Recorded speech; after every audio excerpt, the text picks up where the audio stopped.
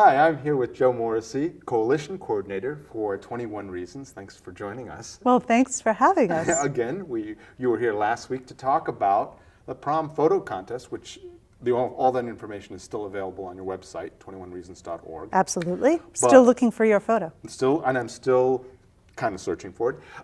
But anyway, what we're here to talk about is something else. And all these things sort of tie into this idea of Portland City Council voting Monday night to make April Alcohol Awareness Month. Correct. So this falls right in line with the prom photo, and that is Table Talks. Exactly. Right? Would you like to describe what Table Talks is?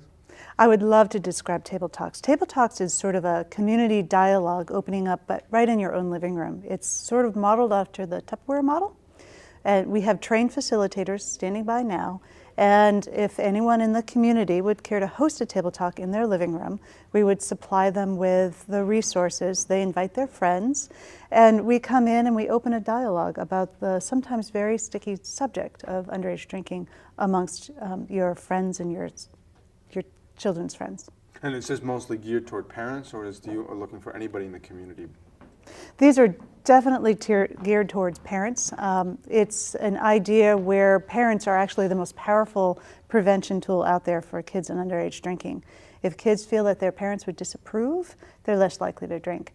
They're even more or less likely to drink if they feel that their parents would ground them or get them in trouble, or even find out about it. So opening that dialogue between other parents is key to making children realize that underage drinking is not only not condoned, but they're going to be in trouble for it.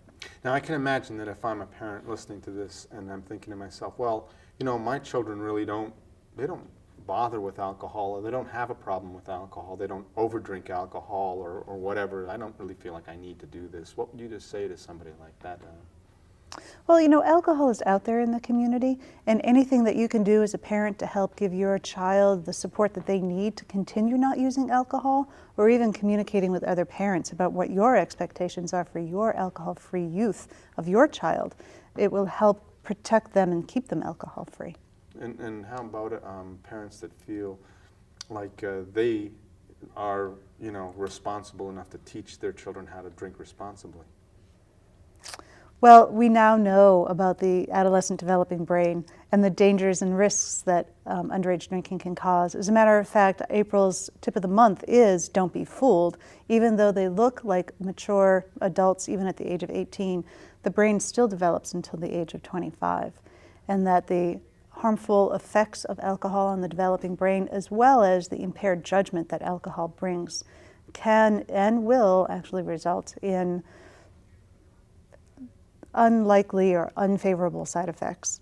But also, in regards to the table talk model, sharing your ideas and your expectations with other parents in your community will help to make sure that others share your views or understand where you stand on alcohol, and you can understand where they stand on alcohol. It opens that community dialogue. So, yeah, and basically there's no such thing as responsible drinking for someone who's under 21. No, there really is not. Okay. Now, for the table talks, you're going to need people to host these and facilitate them, right? Absolutely. We are looking for hosts now. We have trained facilitators standing by who have been to the main Office of Substance Abuse standard training on being a facilitator for the table talks. They are parents and community concerned citizens like you who are willing to come into your home, and because it is a sensitive subject, it's a topic that you would best be served if it had someone who was a neutral observer and was able to feed some statistics and resources and enrich the conversation with some facts. Okay, so if you do need hosts for this, if I'm listening to this and think, this is a good idea, I can get some of my friends, some of my children's parents to get together and listen to this as a group, who would I contact? How would I go about doing that? Well, you can contact me, and the information that you need is on our website at 21reasons.org, and also my email address is jmorrissey, 2 R's, 2 S's, EY, @mcd.org. Okay. I suppose that, you know, if people get involved with something like this, it's not necessarily something that will continue on. It's one thing they don't have to worry about having to continue or being obliged to do any more than just host one event at one night. Is that correct? That is correct. It's sort of a one-hit wonder if that's what you need it to be for you. And ongoing, we are here for ongoing resources if any issues come up.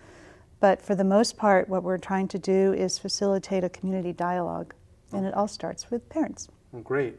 Well, thank you very much for joining us. Well, thank And you for having I me. hope people out there have listened to this and are excited about possibly hosting a table talk, as well as getting out old prom pictures, as I'm trying to do, honestly, and sending them in for the contest.